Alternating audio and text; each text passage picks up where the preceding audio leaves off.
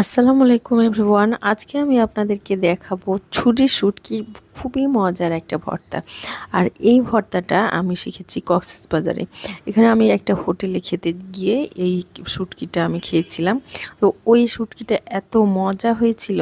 তো প্রথমে আমি এই ছুরির শুটকিগুলোকে একটু তেল দিয়ে আর একটু হলুদ, লবণ আর একটু শুকনো মরিচ দিয়ে আমি প্রথমে একটু হালকা করে ভেজে আবার পানি দিয়ে একটু সেদ্ধ করেছি।